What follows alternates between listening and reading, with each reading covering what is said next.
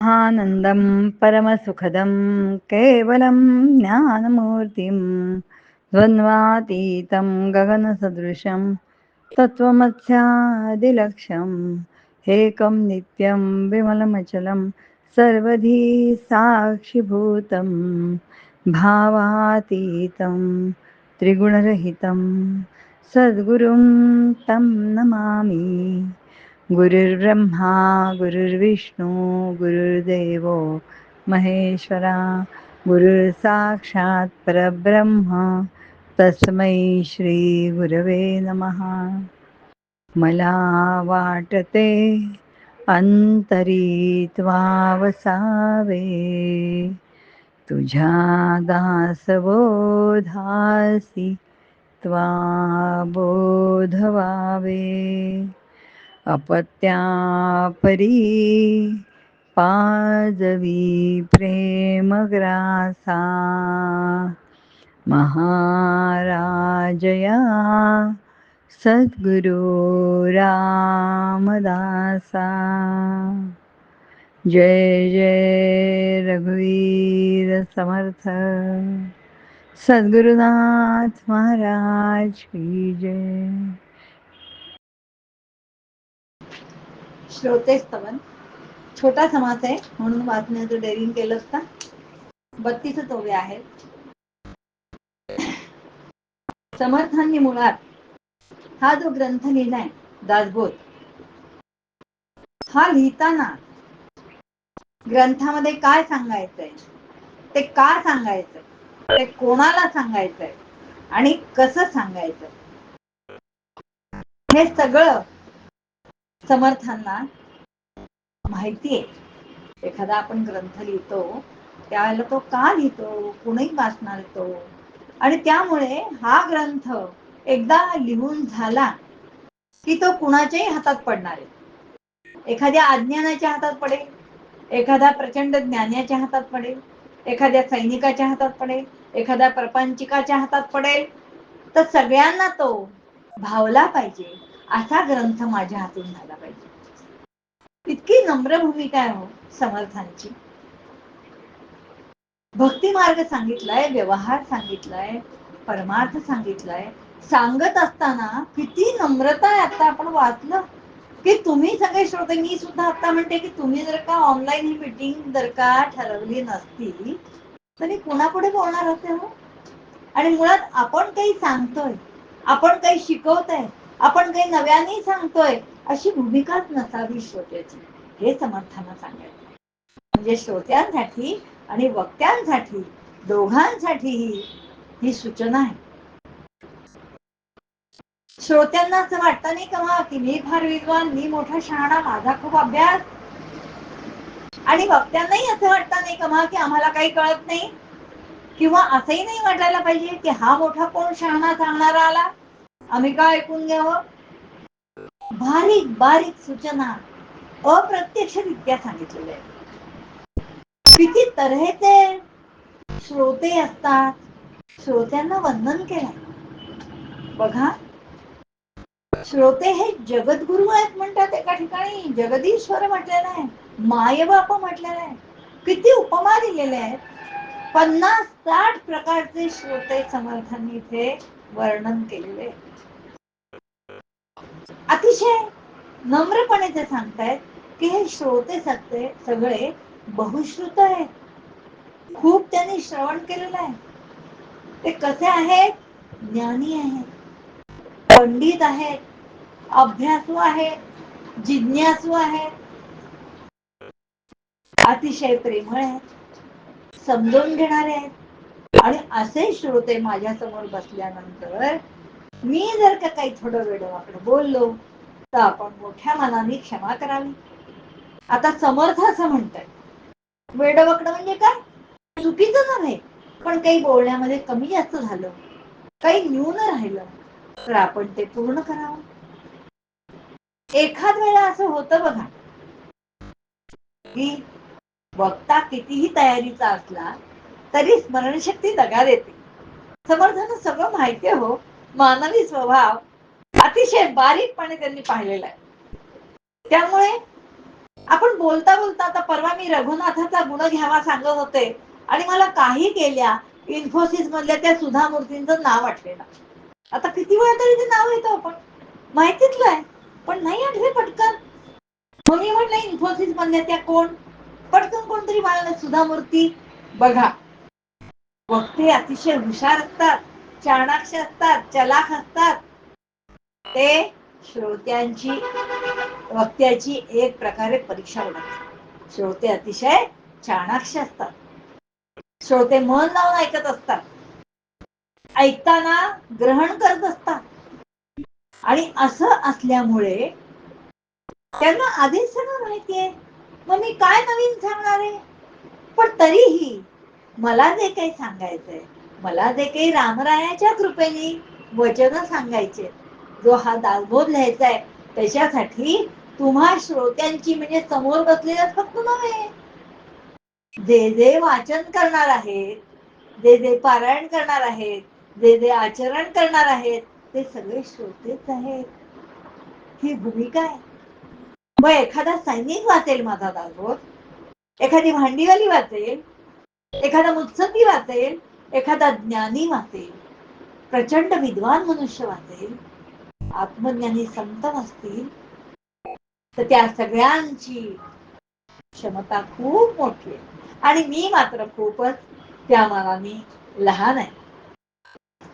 आपण सगळेजण मायबाप आहात, जगद्गुरु आहात, फार मोठे आहात. अशी सगळी उपमा देत गेलेले आहेत. तुमची धारणा किती अपार आहे म्हणतात. अर्थवृत्तांचे भोगते, ग्रहण करण्याची क्षमता तुमची प्रचंड आहे. तुम्ही प्रचंड ग्रहण करता, तुम्ही पण सगळेजण. आणि त्यामुळे तुमची क्षमता खूप मोठी आहे, तुमचं सामर्थ्य मोठं आहे. तुम्ही धारणा तुमची अपार आहे, तुम्ही ईश्वराचे अवतारच आहात. कारण जे जे भेटे भूत, ते ते मानिदे भगवंत, अशी ज्यांची भावना आहे, सगळं तर रामरूपच बघत आहेत समर्थ. त्यामुळे माझ्यात कसं आहे, आपण काय म्हणतो सेविकेच्या समितीच्या सेविका सगळ्या माझ्या ह्या आत्मीय मैत्रिणी आहे. म्हणजे माझ्यातला आत्मा तुमच्यातला आत्मा एक आहे, हे आपण जाणून आहोत. म्हणजे सगळं विश्व हे आत्मरूप आहे, चैतन्यमय रूप आहे. आणि त्या अर्थाने सगळेजण सारखेच आहेत, हे समर्थांना सांगायचं. मग श्रोत्यांनी कधी सुद्धा टाळाटाळ करू नये. श्रोत्यांनी काय करू नये आणि वक्त्यांनी काय करू नये, दोघांनाही समज दिले बरोबर. श्रोत्यांनी आळस करू नये, श्रोत्यांनी टाळाटाळ करू नये. श्रोत्यांनी गुणग्राहक त्यांनी ऐकावं, ते गुणग्राहक आहेत म्हणजे त्यांनी तसं ऐकावं. बहुश्रुत आहेत म्हणजे त्यांनी खूप ऐकावं, खूप ग्रहण करावं.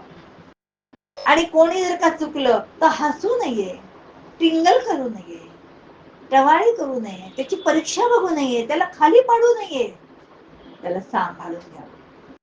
वक्त्याला सांभाळणारे असतात श्रोते.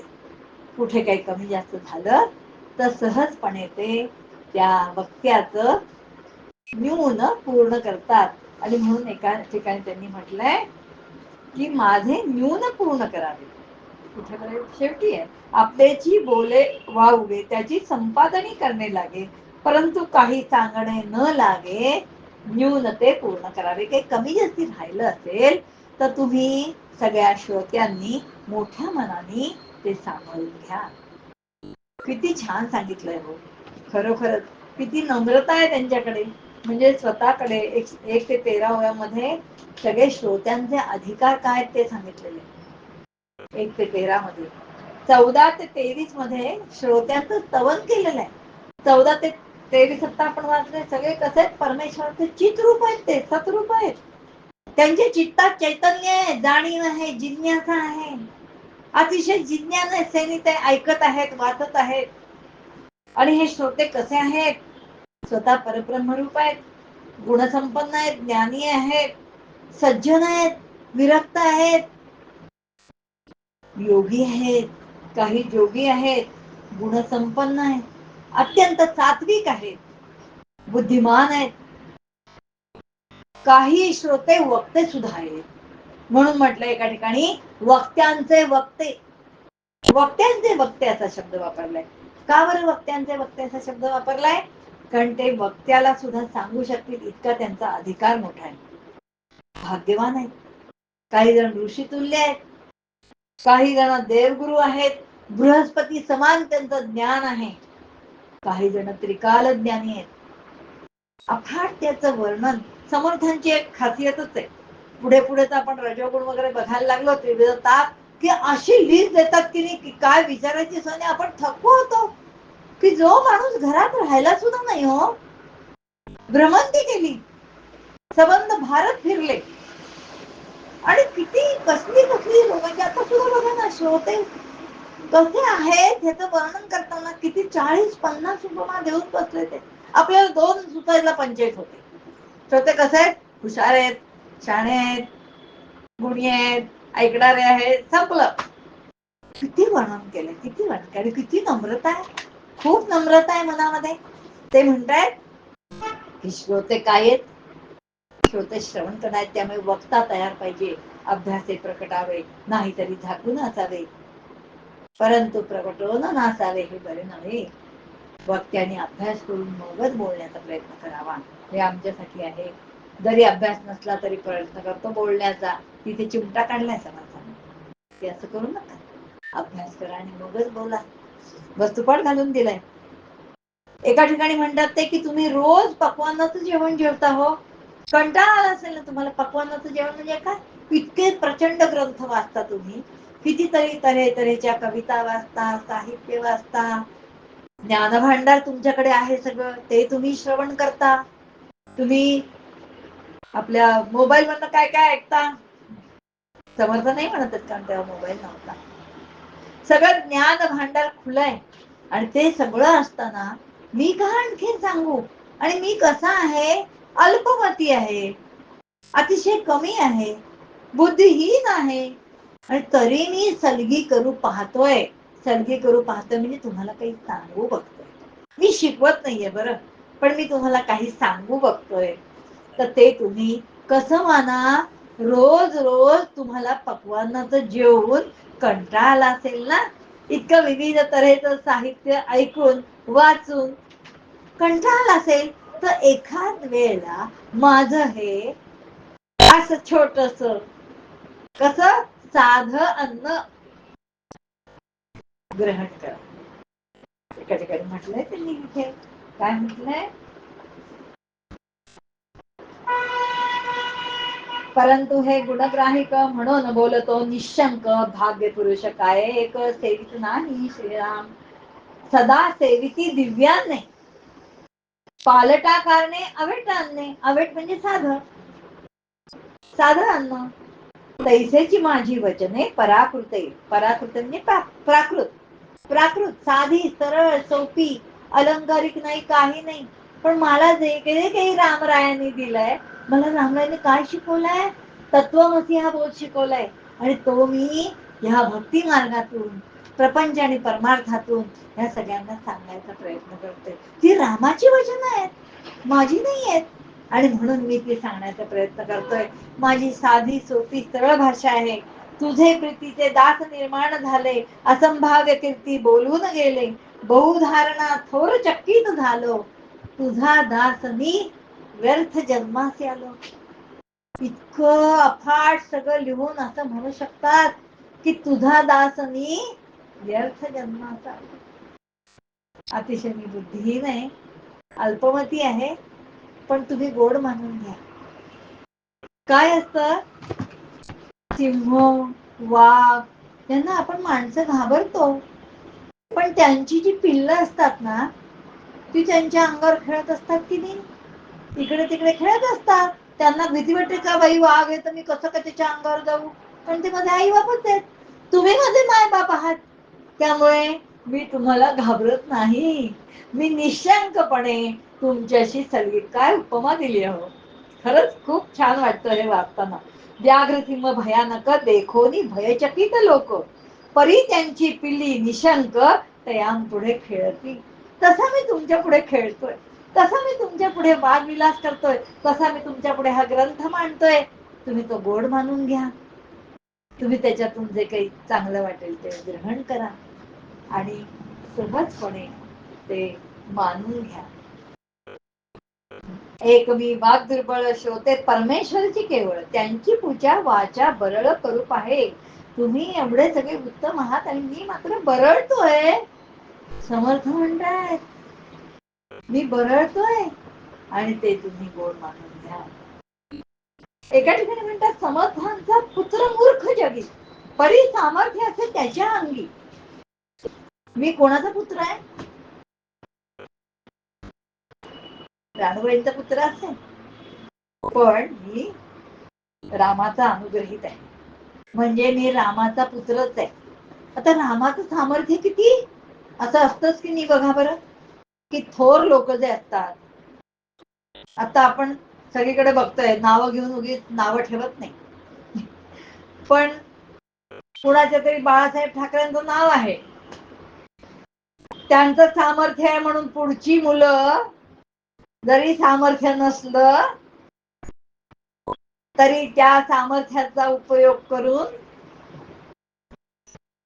प्रसिद्धी मिळवतात. असं नाही म्हणायचंय अगदी त्यांना, पण त्यांना म्हणायचंय की राम हा काय आहे? सामर्थ्यवान आहे. मी नसेल, मी विकारी आहे, मी अल्पमती आहे, पण माझा राम सामर्थ्य संपन्न आहे. तो सर्व गुणांचा समुच्चय आहे. मग असं जर का असेल तर माझ्या अंगी पहा वडिलांचे गुण आजोबांचे गुण येतात ना पुढे, ते जीन्स उतरतात की नाही, जीन्स उतरतात. तसं मी रामाचा जर का पुत्र मानला तर समर्थांचा पुत्र मूर्ख जगी. मी अतिशय मूर्ख आहे हो, मान्य आहे मला, माझा एवढा अभ्यास नाही, वागविलाच नाही, पण परी सामर्थ्य असे त्याच्या अंगी तुम्हा संतांच्या सलगी म्हणून करतो. का मी करतोय? मी हे डेअरिंग का करतोय? का एवढं मला धारिष्ट्य आलंय? कारण मी समर्थ आहे. कोण समर्थ? राम.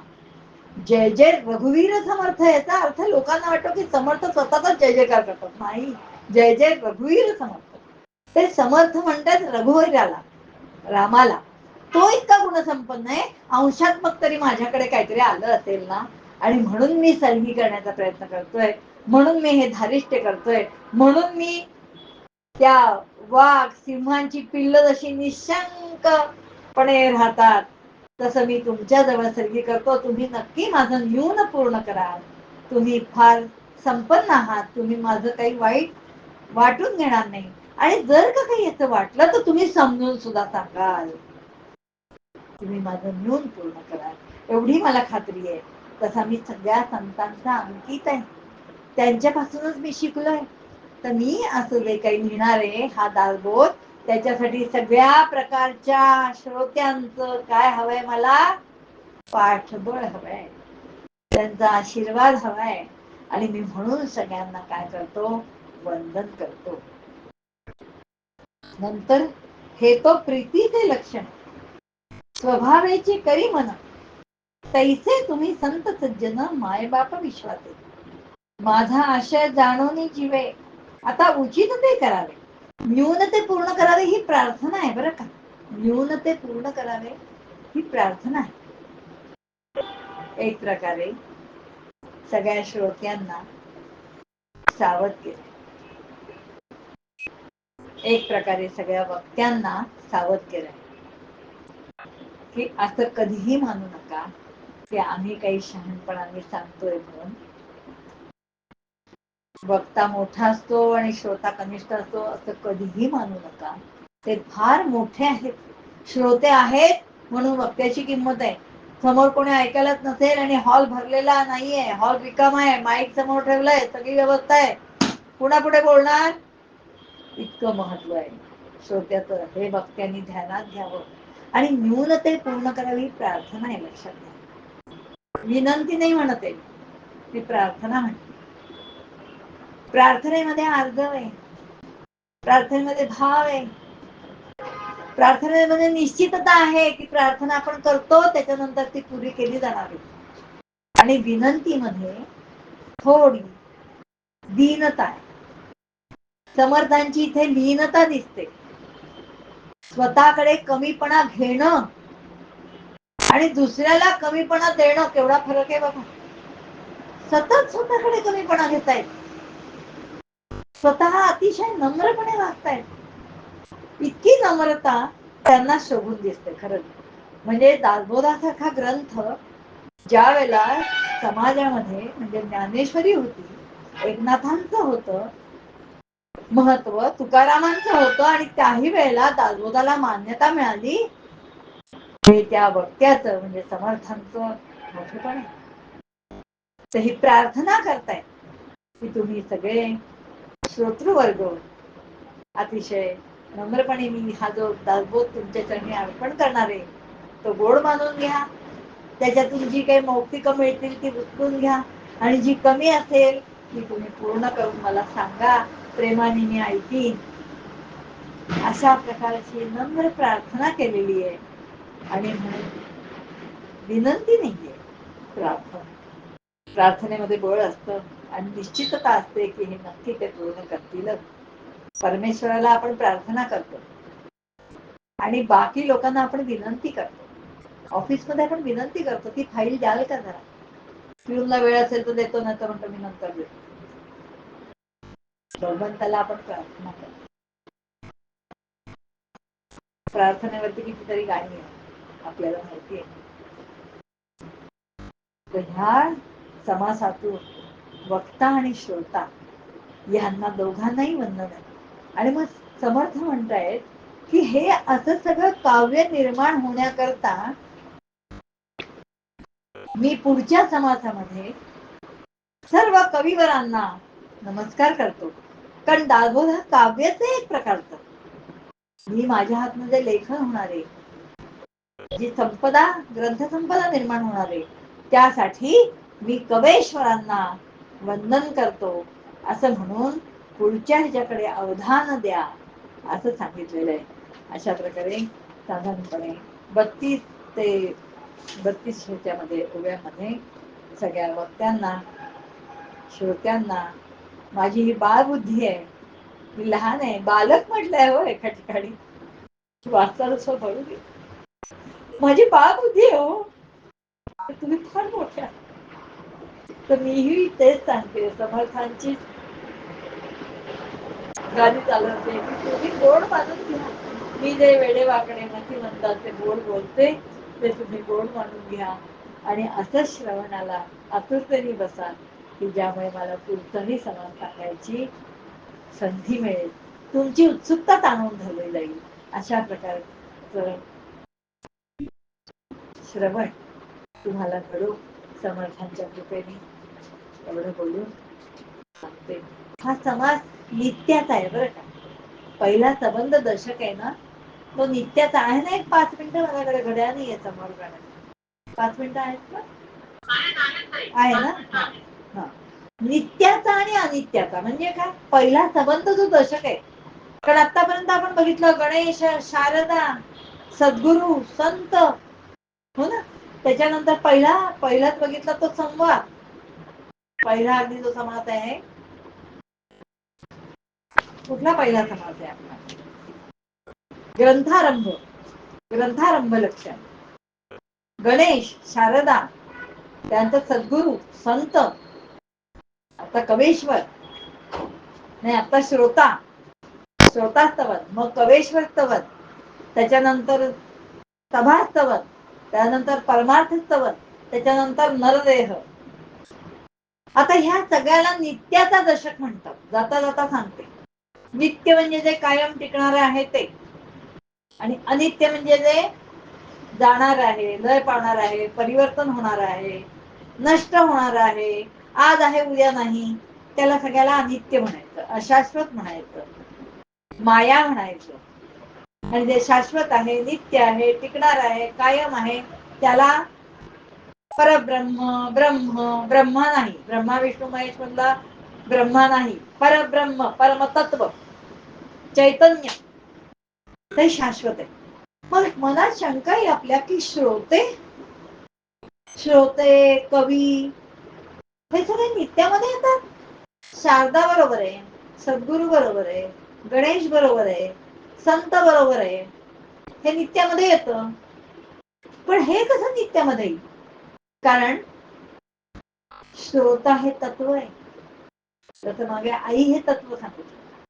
तुम्ही आम्ही जाऊ हो, पण कोण ना कोणतरी श्रोते जगाच्या लयापर्यंत कायमच राहणार आहे. कोणीतरी ऐकणार आहे म्हणून कोणतरी सांगणार आहे.